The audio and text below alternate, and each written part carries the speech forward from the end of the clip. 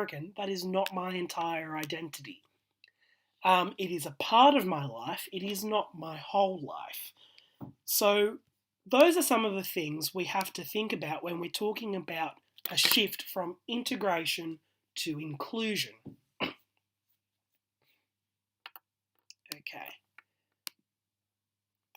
The next act that is really important for us is the 2005 Disability Standards for Education Act. So the 1992 Disability Discrimination Act and the 1977 Discrimination Act in New South Wales helped us understand what discrimination is in society.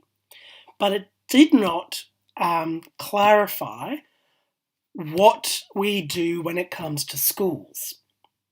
It gives us a basic guideline, but it did not cover the policy of what is best practice when it comes to being in a school. And this is a really important point in your essay, because you have to analyse these policies and you have to kind of say, well, this is something that's not quite getting us there in this policy.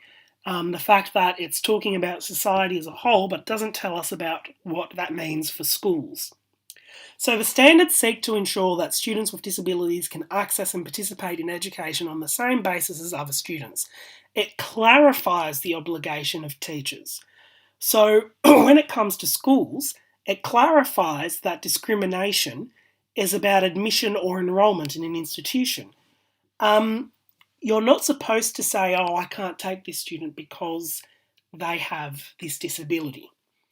It's also about participation in courses or programs. Are we excluding people with disabilities from school camps? Are we excluding students with disabilities from playing on the playground? And it also clarifies use of facilities and services. So, for example, when it comes to participation in courses and programs, there are a lot of students with emotion and behavioural disabilities who cannot be on the playground because of their violence and because of the way that they interact. But the Disability Standards for Education Act tells us that it's actually discrimination to say you have to stay in the classroom and not play. So what we actually have to do is we have to put reasonable adjustments in. So this is why we might have programs like structured play. So a student who has been violent on the playground has to have extra supervision by being in a structured play environment. Or it might be that there is an intervention in place where we teach students the right behaviours to have. And once again, this might be much more doable in a special needs school. In a mainstream school, it might be really hard to do that. But in a special needs school, you might have the resources where you can say, okay, we are going to do play with a select group of students where we're actually going to teach you how to play without being violent. And we're going to make sure that you're getting the counselling and the psychologist intervention that you need. We're going to make sure that there's no sensory things that are contributing to this.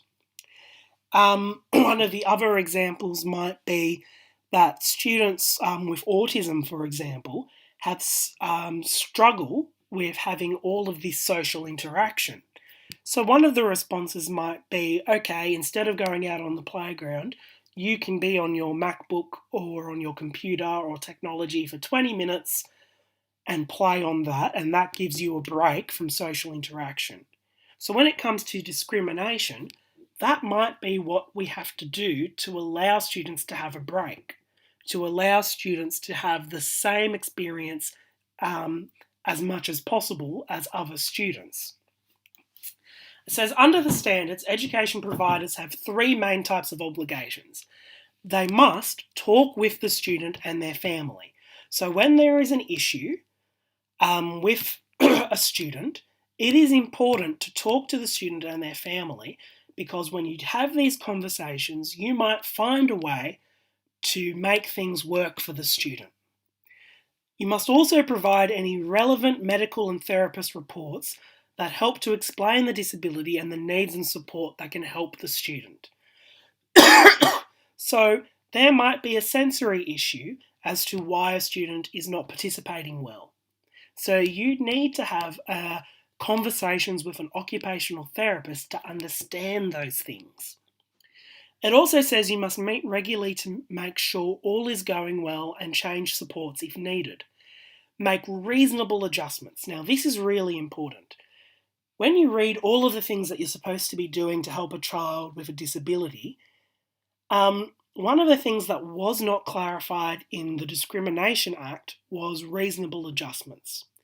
An adjustment is a measure or action taken to assist a student with disability so they can participate like other students. A lot of the times, the adjustments in your classroom that need to happen might not be reasonable. If you have a student who is being violent in the playground, it might not be reasonable to have structured play. They might not be able to do that. Now, it might be that the violence is caused by all the noise outside, that they're not coping with the noise. So playing with a puzzle inside, that might be a reasonable adjustment. That child might be really settled inside, but they might not. It might be something else, and the adjustment that you need might be unreasonable.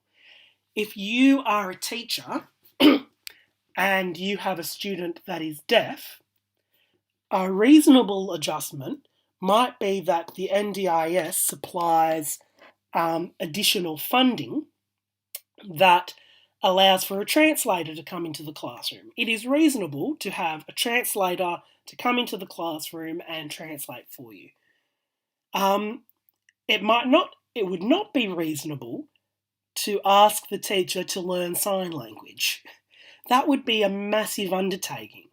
So one of the things you have to understand is that when we make adjustments, is it reasonable? When we talk about the load that a teacher has, is it reasonable for a teacher to be able to communicate with all of these parents on a regular basis?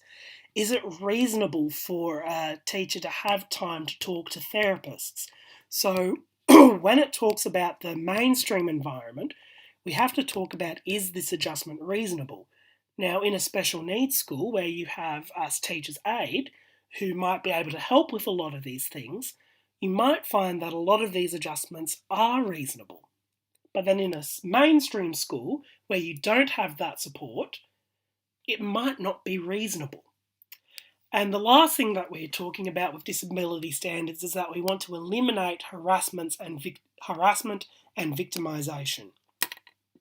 So the last policy that we're going to talk about is the UN Convention of Rights of Persons with Disabilities. So the UN Convention of Rights of Persons with Disabilities is basically clarifying the work that was done in 1948 in the UN Declaration of Human Rights.